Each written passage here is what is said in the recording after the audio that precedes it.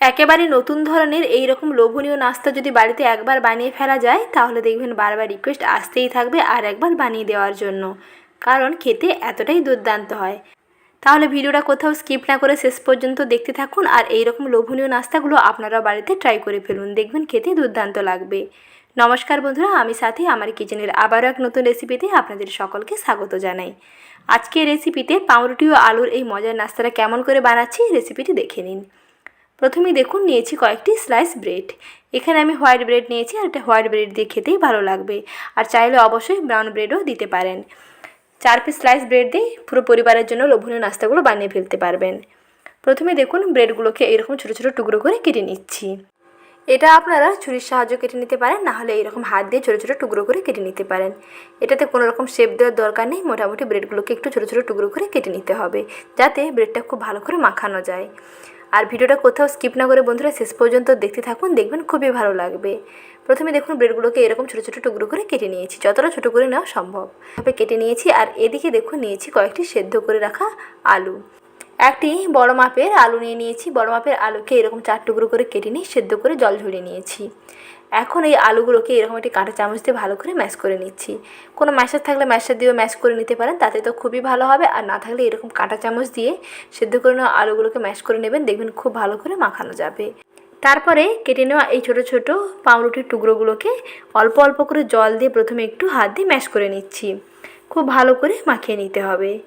আর জলটা সবসময় অল্প অল্প করে দেবেন, তাহলে বুঝতে পারবেন জলটা কতটা লাগবে। একেবারে নরম করে দিলে কিন্তু এটা ভালোভাবে মাখানো যাবে না, আর এটা নরম হয়ে গেলে খেতেও কিন্তু ভালো লাগবে না। পাউরুটি আলুর এই নাস্তাগুলো যাতে একেবারে পারফেক্ট হয় তার জন্য জলটা সবসময় এখানে অল্প অল্প দেবেন। একটি চা চামচের মাপ করে এক চামচ করে জল দেবেন, আর এইরকম মাখতে থাকবেন। যেখানে ড্রাই লাগছে, একটু শুকনো শুকনো লাগছে, সেখানে আবার জলটা দেবেন। এইভাবে করে পাউরুটিগুলোকে মেখে নিলাম। এখন এর সঙ্গে মিশিয়ে নিচ্ছি ম্যাশ করে রাখা আলু।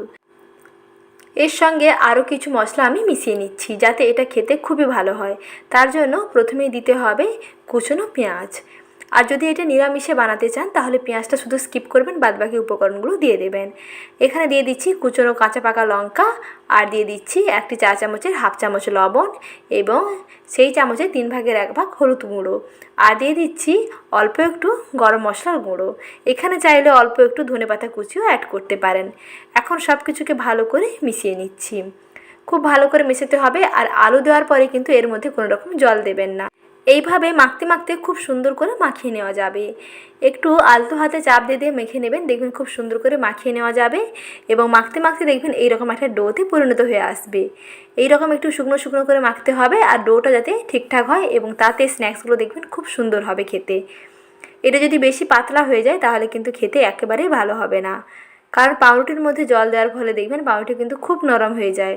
তাই জলটা সবসময় বন্ধুরা অল্প করে, অর্থাৎ খেয়াল করে জলটা দেবেন, জলটা কিন্তু একেবারেই বেশি দেবেন না। এখন এই ডোটাকে একটি প্লেটের মধ্যে নিয়ে নিয়েছি, আর প্লেটে অল্প করে একটু তেল লাগিয়ে দিয়েছিলাম। তেল মাখানো প্লেটের ওপরে নিয়ে তারপরে একটি ছুরি দিয়ে এরকম দেখুন ভালো করে শেপ দিয়ে নিতে হবে। এইরকম একটু চৌকো করে একটু লম্বা করে শেপটা দিয়ে নিচ্ছি। তারপরে আপনারা এরকম লম্বা লম্বা করেও কেটে নিতে পারেন, যেমন পছন্দ হয় তেমন করে নাস্তাগুলোকে বানিয়ে নিতে পারেন। তবে আমি একটু অন্য ধরনের নাস্তাগুলো বানাবো, দেখতে একেবারে অন্যরকমও লাগবে। একেবারে চেনা জিনিস অচেনা রূপে দেখবেন, দেখতে খুবই ভালো লাগবে। আর এইভাবে নাস্তাটা বানিয়ে কাউকে সার্ভ করলে না বলে দিলে কিন্তু বুঝতেই পারবে না যে নাস্তাগুলো কেমন করে বানানো হয়েছে। এটা যে পাউরুটি আলু দিয়ে এত সুন্দর নাস্তা বানিয়ে ফেলেছেন তা কিন্তু কেউ বুঝতে পারবে না যদি কাউকে না বলে দেওয়া হয়। দেখুন এইভাবে করে কেটে নিতে হবে। এইভাবে একটু পুরু থাকবে এবং একটু বেশ বড় বড় থাকবে, তাহলে দেখবেন দেখতেও সুন্দর লাগবে। আর একেবারে ইউনিক একটি নাস্তা, দেখুন দেখতে যেমন সুন্দর হয়েছে তেমনি খেতেও কিন্তু খুবই সুন্দর হয়। এখন একটি একটি করে তেলের মধ্যে নিয়ে ভেজে নিচ্ছি, আর ডুবো তেলের মধ্যে ভাজতে হবে। আর এটা একটু সময় নিয়ে ভাজতে হবে, যাতে ভেতর থেকে খুব সুন্দরভাবে ভাজাটা হয়ে যায়। তেলটা মোটামুটি একটু গরম করে নিয়েছি। তেলটা অল্প একটু গরম করে নিয়ে একটি একটি নাস্তার তেলের উপরে দিয়ে গ্যাসের আঁচটা মাঝারিতে করে দিলাম। গ্যাসের আঁচটা মাঝারিতে রেখে একটুক্ষণ সময় নিয়ে ভাজতে হবে। একটা সাইড যখন হয়ে যাবে, কালারটা অল্প একটু চেঞ্জ হয়ে যাবে, তখন অপর সাইডটাকে উল্টে দিতে হবে।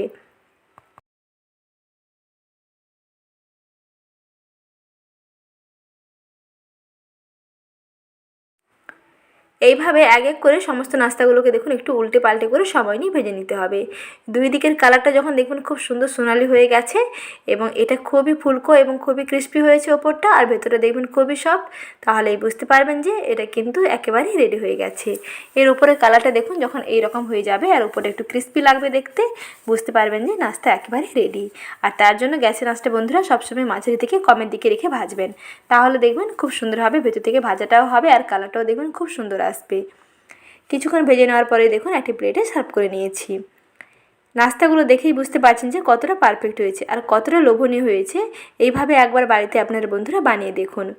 একটা নাস্তা ভেঙে দেখিয়ে দিচ্ছি ভেতরটা কতটা সফট হয়েছে, ওপরটা যেমন ক্রিস্পি হয়েছে আর ভেতরে তেমনি সফট হয়েছে। তাহলে দেখলেন বন্ধুরা কত সহজে পাউরুটি এবং আলুতে এইরকম একটা নতুন ধরনের নাস্তা তৈরি করে নেওয়া যায়। তাহলে আপনারাও দেরি না করে বাড়িতে ঝটপট ট্রাই করে ফেলুন, দেখবেন দারুণ লাগবে। আর আমার এই সহজ রেসিপিটি কেমন লাগলো অবশ্যই একবার হলেও কমেন্ট সেকশনে জানিয়ে দেবেন। আর ভালো লেগে থাকলে এবং এইরকম নতুন নতুন রেসিপি পেতে চ্যানেলটিকে প্লিজ সাবস্ক্রাইব করে রাখবেন, সঙ্গে লাইক করে দেওয়ার অনুরোধ থাকলো। ভালো থাকবেন, দেখা হচ্ছে পরবর্তী ভিডিওতে। ধন্যবাদ।